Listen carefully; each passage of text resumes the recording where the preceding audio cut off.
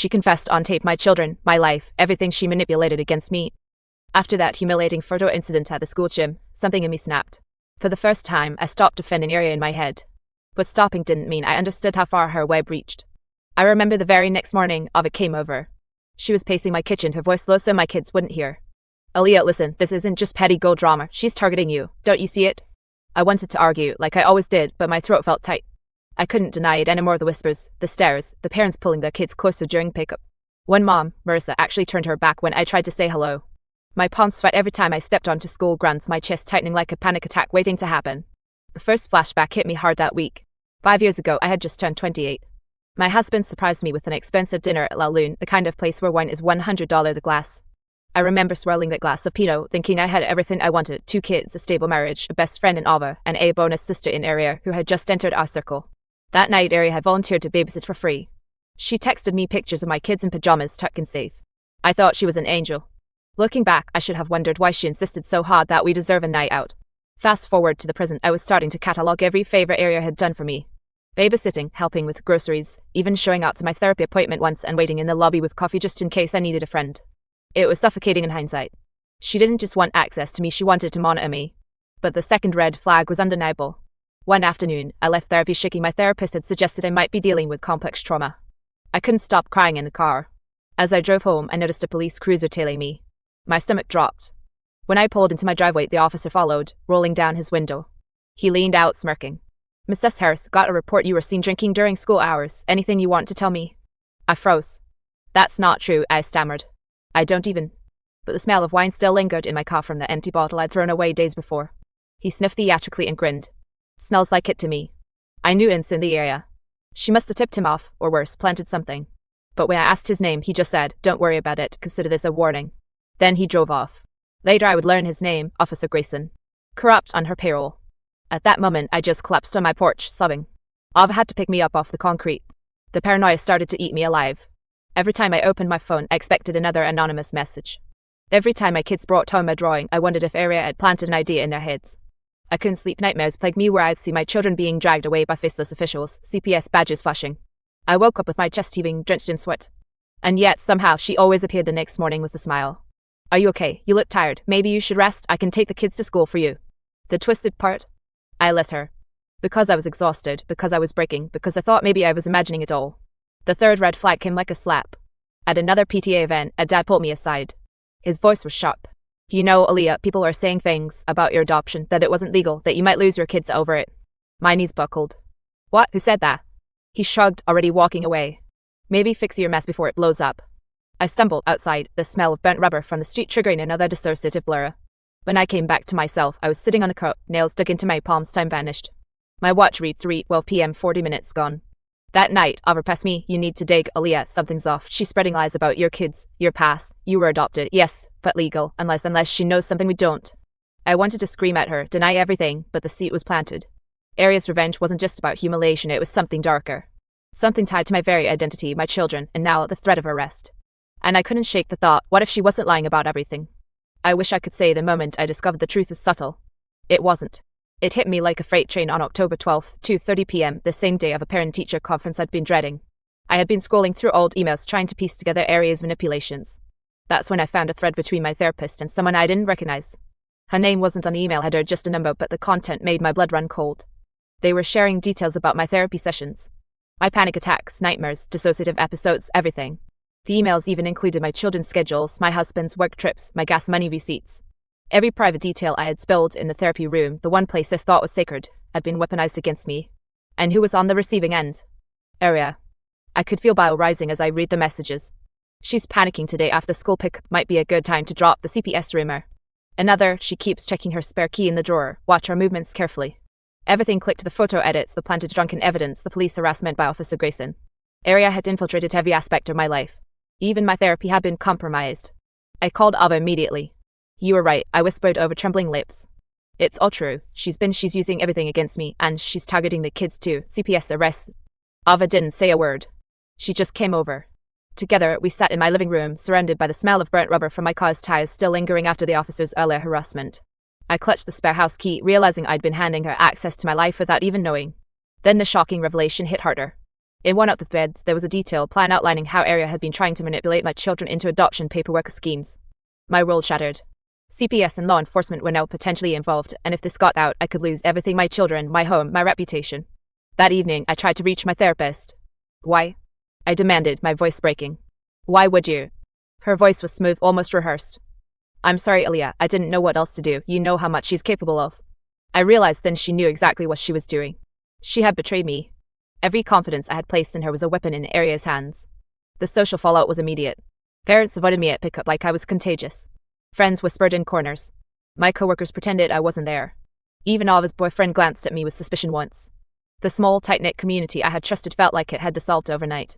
I started seeing a new therapist, someone independent who didn't know Area. Sessions were brutal. I described my panic attacks, my dissociative episodes, the nightmares that made me wake up screaming. Every week, I left shaking, exhausted, but slowly, I began to understand how Area's manipulation had rewired my thinking. I had been trained to doubt myself, to blame my instincts, to believe I was overreacting. Meanwhile, I secretly began documenting everything. Emails, voicemails, photos, the CPS rumors, even the small details, the $25 gas money I had given Area that she logged in her spreadsheet of expenses against me. I couldn't let her win. Officer Grayson tried to intimidate me again one afternoon, leaning against my car, smirking. But this time, I had proof. I recorded our conversation discreetly. He left without a word. I started noticing other small betrayals.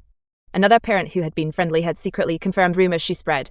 Even Ava's co-worker seemed complicit in forwarding messages about my alleged incompetence as a mother. Area's reach was far wider than I imagined. By the end of that week, I had a folder on my laptop labeled evidence, emails, recordings, screenshots, even the confession she didn't know I had recorded months ago when she bragged about manipulating me. And yet, the psychological toll was immense. I couldn't sleep without nightmares. Every sound made my heart race. Therapy sessions became a lifeline, not just for my sanity, but to prepare me to fight back. I realized I couldn't depend on anyone but myself to reclaim my life and protect my children. It was clear now: the humiliation, the lies, the betrayals, they weren't isolated incidents. They were the tip of a horrifying iceberg. And the only way to survive was to strike before she struck again. The day of reckoning arrived on November 5th, 6:00 p.m. at my sister Ava's house. The living room was packed: family, a few friends, even some of Area's admirers who had once whispered in my ear about how wonderful she was with kids. The air smelled faintly of burnt rubber from the driveway where my car sat. Area's subtle little taunt, no doubt. I clutched the spare house key in my pocket, a small symbol of control I had regained. I had rehearsed my words, but the real weapon was the recording. Months ago, Area had bragged in my living room, unaware that I had my phone quietly recording every word. She had detailed her schemes, the fake drunken photos, the planted rumors, the CPS threats, and most chilling of all, how she had manipulated my children to create legal leverage for her illegal adoption plots. I cleared my throat. Everyone, I need to show you something. My voice wavered, but I forced it steady. Area laughed lightly, flippantly. Aaliyah, what is this, another one of your panic episodes? I ignored her. I pressed play. Her voice filled the room, smug and self-satisfied. And when Aaliyah's panic spirals, I just hint at CPS involvement. She checks her $25 gas money receipts obsessively, so she's paranoid enough to do whatever I want to. The room went silent. My husband's hand gripped mine. Ava's eyes were wide. Even the parents from school, some who had once avoided me, froze in shock. I fast-forwarded. I told Grayson to ignore her complaints, take bribes when necessary. She trusts therapy, but I have her therapist feeding me everything. Soon she'll be isolated, anxious, and everyone will think she's crazy. It's perfect. Area's face went pale, her smile slipping. I pressed stop. Silence hung over the room like a heavy fog. Finally, I spoke. Do you realize what you've done? My voice was low but cutting. You've tried to ruin me, humiliate me, and My throat tightened. You used my children. Her voice quivered. You can't prove anything. I lifted the next file, screenshots of emails, recordings of Officer Grayson taking bribes, notes from the therapist's back channel reporting. You forgot one thing, Area, I said, my hands steady despite the adrenaline. I record everything. A gasp escaped from one of the aunts. My husband looked like he might faint. The whispers started. Oh my God, is this real? I can't believe it. I continued, walking to the center of the room. Everyone told me I was paranoid, that I was imagining things, but now you see, I defended you. I defended someone who betrayed me in every possible way, and this, I held up the recording device, is your confession. Aries stumbled backward, our confident mask crumbling. You can't. Shut up, I snapped. No more lies. The local authorities I had called, armed with evidence, arrived within the hour. Officer Grayson was handcuffed before he could protest. The therapist received a subpoena. Aries sat frozen, mouth open as the officers read her rights. The stunned silence was electric. Tears welled in my eyes, not of fear, but a complicated mix of relief and sorrow for what had been lost. In that moment, I realized the depth of betrayal. This wasn't just Area, it had been a network of small, silent accomplices, all complicit in my humiliation. The people I trusted most, the therapists, the corrupt cop, the neighbors, had either turned a blind eye or actively participated. Even Ava, holding my hand, whispered, I can't believe it, I warned you. Yes, I admitted, but I had to see it for myself. The room's energy shifted from shock to awe as Aria was escorted out. Phones were recording. Friends were crying. Some of the parents who had avoided me approached hesitantly, murmuring apologies. But it didn't matter anymore, the proof was undeniable. As the police led her away, I finally exhaled. Months of nightmares, dissociative episodes, sleepless nights, and $25 gas money receipts meticulously logged for manipulation, it all felt like it was lifting. But I knew this was just the beginning. The fallout, the lawsuits, the public exposure, this storm would rage for months. And yet, in that instant, I felt the tiniest flicker of empowerment. The person who had tried to destroy me was now the one exposed, vulnerable, and accountable. That night, alone in my bedroom, I allowed myself a small victory sip of the expensive wine from our anniversary, tasting it like a symbol of regained control. I knew recovery wouldn't be instant, but for the first time in years, I felt a sense of clarity and the courage to rebuild. The first few weeks after Aria's arrest were a blur of adrenaline, court dates, and phone calls from CPS. Even though justice had been set in motion, my life felt like a crumbling house around me. My apartment felt smaller, colder. I hadn't cooked in days. The only thing I could manage was sipping lukewarm water while staring blankly at the walls. Everywhere I went, I felt eyes on me. Parents at school pickup still whispered. Some avoided me outright, like a contagious disease had been passed. Even a few friends who had stuck by me seemed uncomfortable, unsure how to interact with someone whose children had been used in illegal adoption schemes. Every glance reminded me of the humiliation I had endured. Every whispered crazy mom remark stuck in my chest like jagged glass. My nightmares didn't stop. Every night I would see Aria's smug face leaning over my children, manipulating them, planting ideas in their innocent minds. I woke drenched in sweat, heart pounding, convinced the next call would be CPS telling me I had failed. Dissociative episodes became a daily occurrence. Sometimes I'd wake on the bathroom floor, my hands scratched from gripping the tiles, unsure how I got there. Therapy was a lifeline, but even that was terrifying. My new therapist, Dr. Larkin, had to rebuild my trust from scratch. I disclosed everything: the betrayal of my former therapist, Officer Grayson's bribes, the social ostracization, the public shame. In every session, I relived the trauma, shaking, crying, sometimes unable to speak. She taught me grounding techniques to stop dissociation, breathing exercises to calm panic attacks, and slowly guided me to confront the trust issues that Aria had sown into my psyche. Financially, I was ruined. Aria's schemes had left me overdrawn, with hidden bills I hadn't known about and legal fees piling up. Even my savings had been tampered with. She had somehow gained access to small amounts through loopholes I hadn't realized existed. I had $25 gas money in my wallet as the only tangible reminder of control I still held. Ava stayed by my side, but I could see the strain in her eyes. Supporting me through therapy, court appearances, and emotional breakdowns was exhausting. We cried together in the kitchen late one night. I feel like I'm losing myself, I admitted, my voice barely a whisper. I defended her, I trusted her, and now everything is gone. Even my children were affected. Their innocent smiles had dimmed, replaced by fear and confusion. They asked questions I couldn't answer. Why had their fun end turned against us? Why had strangers been whispering about them? Each question stabbed me, twisting my gut with guilt and sorrow. The public shame didn't end with Aria's arrest.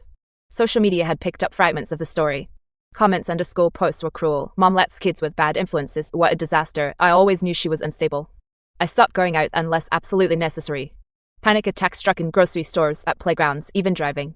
I felt trapped, isolated, a ghost in my own life. Even simple tasks became overwhelming. I couldn't focus at work.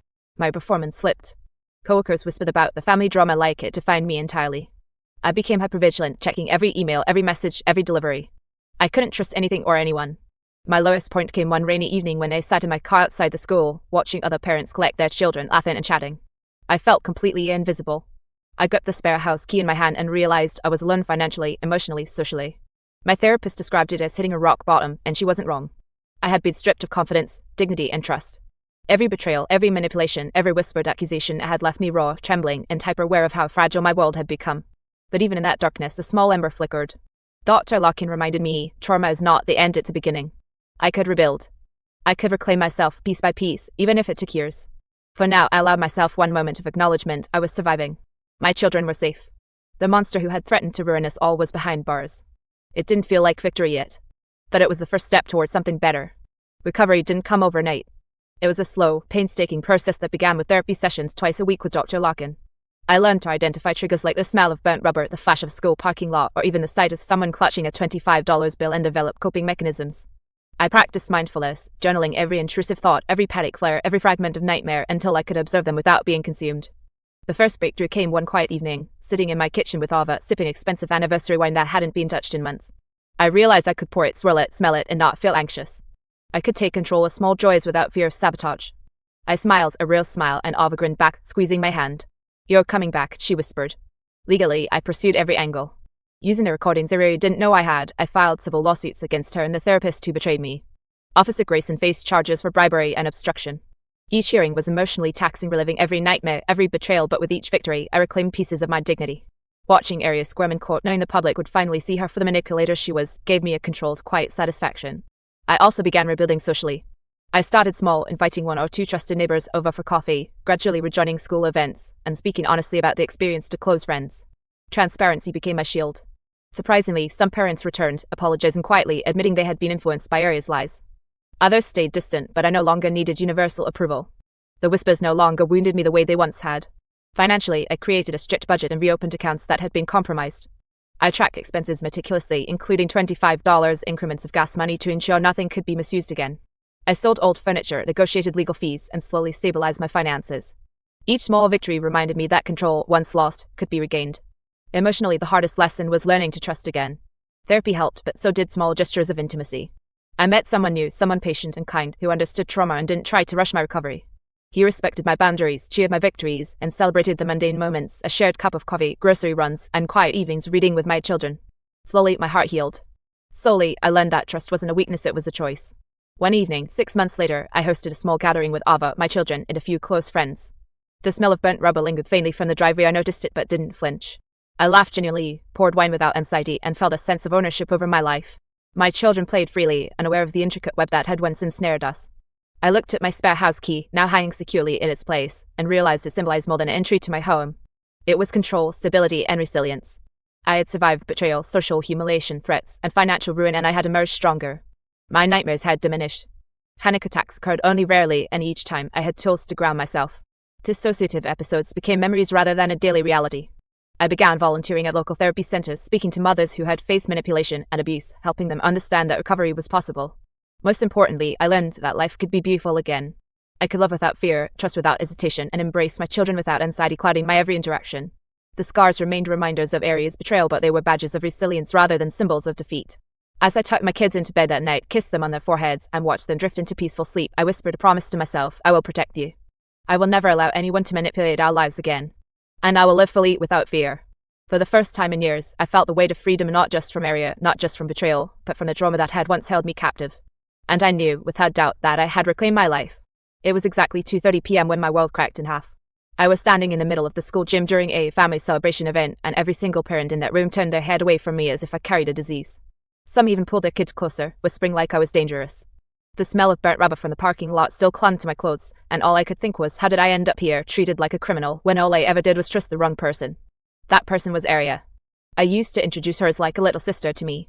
At 25, she was younger, beautiful, charismatic, and somehow knew how to make everyone laugh. I'm 33, a mom of 2, and I've always been the dependable, responsible one. When we first met through my sister Alva, I thought having someone like Arya around was a blessing. I didn't know back then that she was quietly setting traps, each one designed to strip away my dignity piece by piece until I doubted my own sanity. It started small things that seemed almost laughable. My spare house key went missing. I shrugged it off, thinking maybe I misplaced it. A week later, Arya found it in my mailbox and made a little joke about me being forgetful. Everyone laughed. I forced myself to laugh too, even though something about the way she smoked lodged deep in my chest. I remember pouring an expensive bottle of wine, a gift from my husband for our anniversary, while Arya sat at my kitchen table talking about how she wanted to be a mother someday. I told her, "You'd be great, you're amazing with kids." She smiled, but there was a sharpness in her eyes. 5 years ago, I would have defended Arya against anyone. Even when Alva once pulled me aside and whispered, "Something's off about her, Leah," I snapped at her. Why was I so desperate to believe the best in her? The first real crack showed up at a school fundraiser. I had been asked to organize the raffle tickets. When the box of tickets went missing, guess who found it in the trunk of my car? Arya. She announced it in front of the PTA like it was some hilarious mix-up. Everyone laughed at my expense. My face burned as whispers spread. She's always so scatterbrained, how responsible. I brushed it off, but the shame lodged deeper. And then came the real warning sign, one I should have never ignored. A few weeks later, Arya offered to drive me home after a late meeting. She insisted, even though I had $25 set aside for gas money and could have easily fueled up myself. On a ride, her car suddenly broke down, smoke rising, the acrid smell of burnt rubber filling the air. She laughed it off, called it bad luck, but I noticed how she kept glancing at me, almost studying my reaction. Later that night, my phone buzzed with anonymous messages. "Can't even manage your own life, is some mom you are." I knew it was her. When I confronted her, she looked me dead in the eye and said, "You're paranoid, Leah, maybe you need help." That was the first time I questioned my own reality. But the absolute worst part was how seamlessly she wove herself into my children's lives. She babysat, she helped with homework, she showed up at every soccer game. She played the part of the doting auntie. The other parents started praising her more than me. At pickup, I began to notice how some avoided me, but they flocked to her. My stomach twisted every time I heard them say, Aria's just so wonderful with the kids. One night, Ava caught me crying in the kitchen, clutching the empty bottle of anniversary wine. You're not yourself anymore, she whispered. And she was right. I had started to have dissociative episodes, moments where I'd black out during stress and wake up shaking, heart pounding, with no memory of what happened in between. I wanted to believe it was just my anxiety. But something darker was crawling under the surface. The final straw in part 1 came at another school event. I walked into the gym and froze. On the bulletin board was a picture of me, edited to make me look drunk, holding a bottle. Underneath, Chaperone of the Year. The laughter echoed. Aria was in the corner, pretending to comfort me, but I saw the flicker of triumph in her eyes. That was when I realized this wasn't bad luck. This wasn't paranoia. This was war.